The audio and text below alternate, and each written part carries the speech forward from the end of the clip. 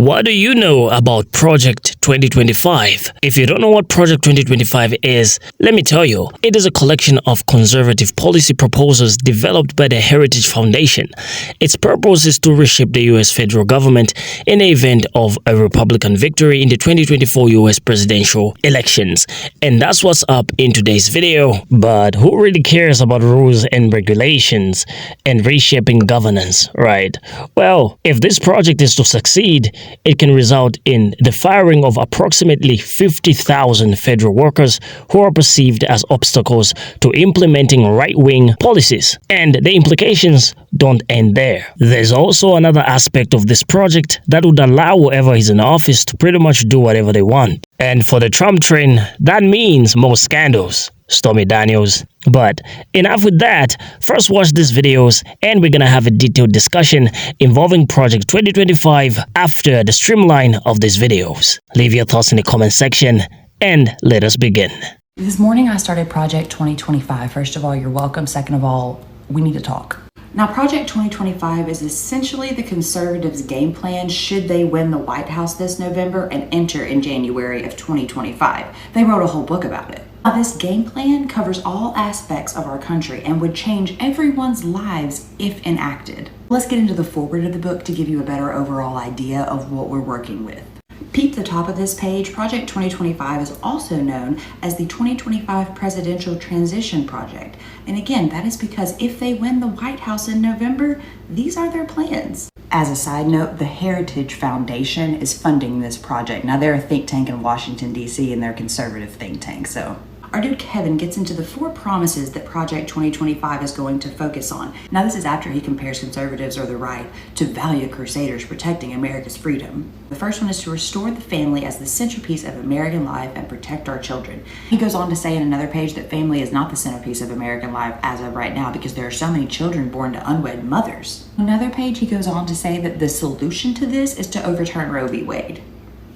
The second promise is to dismantle the administrative state. How do they plan to do that? By making government smaller, not as big, not as many people elected to make decisions, just a small few people make the decisions. Number 3, defend our nation's sovereignty. How are we going to do that? Stop doing as much foreign dealings and stop big tech. Number 4 is to secure our blessings of liberty and pursue the good life of family.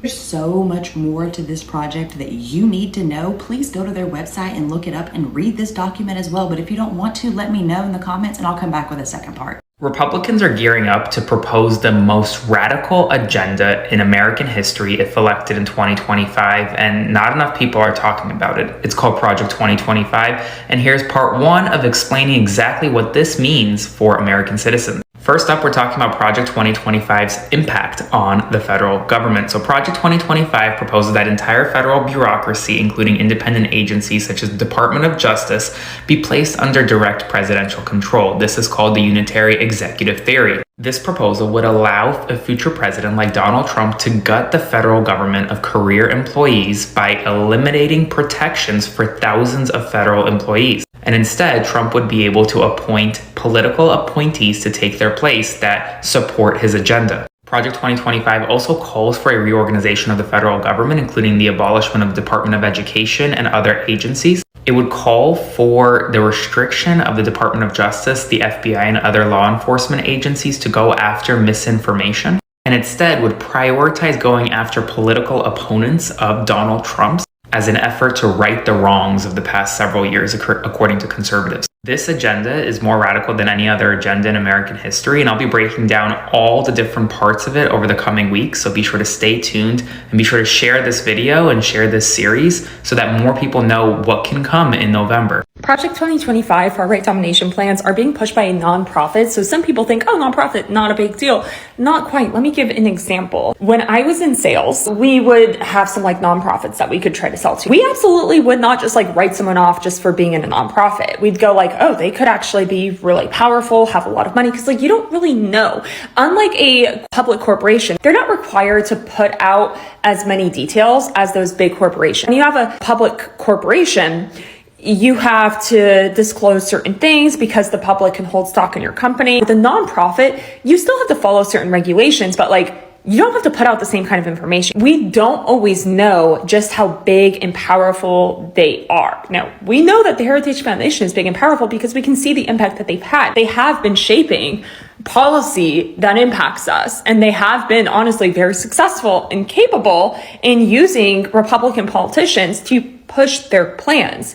This isn't just some like, oh yeah, some group wants to do something, whatever. Like, Republicans follow that, because they help those Republicans get elected. When Republicans, certain ones, don't get elected, the Heritage Foundation stays standing. It's actually a bigger deal in my eyes that it's coming from this outside entity, a nonprofit, and not directly from like Trump's campaign, because they can work in the shadows without all the scrutiny that a campaign would have, without all the certain media that a campaign would have as well. They still stand and go through whoever else they need to if someone loses. It being a nonprofit enables them to drive their money back into them rather than putting it back out into the public through stock. They can still be very greedy. It doesn't necessarily mean they're there for what we would see as good. Like, they have whatever goals they want. It's not like all nonprofits are there like, you know, fighting cancer and bad environments. It's just a way to set up your organization. They're there for far right domination of US policy, and they've been achieving that. And when they tell us they want to achieve that more, we can see that they've been capable, and they will continue to be capable as long as we let them be. Project 2025 relies on something called the unitary executive theory, which is essentially a legal theory that the President of the United States should control the entire executive branch. You may know things like the DOJ, the FDA, the FBI, the EPA, all these three-letter agencies. They're a part of the executive branch, but they operate independently, essentially, from the president. The goal of that being so that they can enforce laws without bias, without political bias, make decisions without political bias. So Project 2025, which is over 900 pages long and is being led by a former Trump administration official, essentially to destroy the deep state, you fire all of those federal officials and you start appointing officials to every single one of these agencies, and you start appointing federal judges where their main priority is loyalty. You start vetting a bunch of people, which they're doing for loyalty. Will you be loyal to the next president, aka Trump? And so now when the FDA is making a decision like, hey, are abortion pills safe and effective? They're going to be more concerned about what the president thinks about that. And so, no, they're not safe and effective. Climate change provisions, the EPA, nope, got all of that, right? You start going after states. You start using the DOJ, the FBI, the FDA to go after states, figure out who's having abortions, where they're having abortions. You essentially give Trump all the power. And that's why you're hearing a lot about it, because it's one more step, the final step to destroying our democracy. So let's not do that. So, Project 2025 was established in 2022. Now, this project aims to recruit tens of thousands of conservatives to Washington, D.C. with the goal of replacing existing federal civil servants and advancing the objectives of the next Republican president. Here are some significant takeaways. One is unitary executive theory. So, Project 2025 adopts a maximalist interpretation of the unitary executive theory, asserting that the president has absolute power over the executive branch upon inauguration. And this is exactly what that last video was talking about with that palm color friend of ours. The second thing is government changes. So the plan proposes significant changes across the government. The first one is slashing funding for the Department of Justice, DOJ, dismantling the Federal Bureau of Investigation, FBI, the Department of Homeland Security, DHS, reducing environmental and climate change regulations to further fossil fuel production.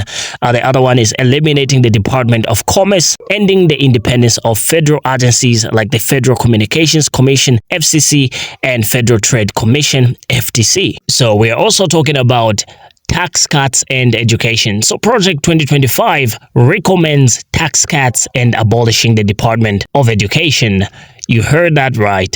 Either transferring its programs to other agencies or terminating them. So we're going to see a reduction of tax costs and education as well. I don't know why it was proposed that it should be this way, but we're going to look at the implications, and this is where the significance is going to be seen of the changes that this agenda is going to bring about if it is going to be implemented. Now, the fourth one being healthcare and social issues, reforming the National Institutes of Health, NIH, along conservative principles, explicitly rejecting abortion as healthcare, eliminating the Affordable Care Act's coverage, and emergency contraception.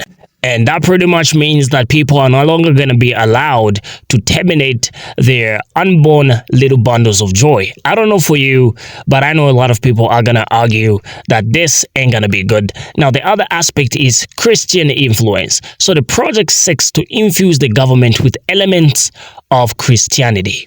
Now, when you tell me about elements of Christianity, I'm thinking about tithe, and I'm thinking about all that money that has been collected through churches. Is that what is going to be happening? Because if they are going to abolish taxes, how are they going to be making money to fund their programs? The money is going to be coming from a sort of Christian-based dialogue where they tell you to say, maybe you attend a national sermon or something like that. Anyways, you tell me what you think in the comment section. The sixth one is other proposals. So there's criminalizing adult films, removing legal protections against discrimination based on S or gender identity, and terminating diversity, equity, and inclusion DEI programs. I think that pretty much means removing the legal rights of non-straight individuals. Perhaps that is the reason why a lot of people find it a little bit controversial that this agenda has been put in place to be implemented in 2025. And if it's gonna come to pass, then we're gonna see a lot of changes. Now, before we conclude our discussion, let's go over the implications real quick. So the first one is government reshaping.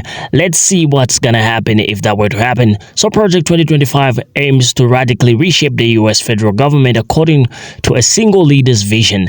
This approach disregards the principles of checks and balances in the rule of law, and this is where the aspect of more scandals comes in, because they are saying checks and balances are no longer going to be a thing. And what checks and balances means is the judiciary, the executive, and all the bodies of government, they're able to check one another and see what's happening, right, if everything is being done right. But in this thing, or in this agenda, that is no longer going to be a thing, and the rule of law. So that means they're going to disregard the rule of law. And what that means is some people are going to be more favorable when it comes to the law. And that's where we're going to see a lot of scandals. If this is going to take place, we're going to be hearing more of Stormy Daniels scandals kind of situation. But that's just me though. The other one is the project proposes firing approximately 50,000 federal workers, and we looked at this. So that means job loss for 50,000 individuals. The third aspect is department overhaul. The handbook outlines a top to bottom overhaul of the Department of Justice, DOJ. Additionally, it seeks to end the FBI's efforts to combat misinformation, asserting that the FBI has no business policing speech. Now, this is one aspect where the tax cuts come in, because perhaps they think that more money is being given to the FBI department in policing speech. That's just me thinking outside the box, because this book is a 900 pages book and nobody has gone through all of it at this point, as the debate is still ongoing.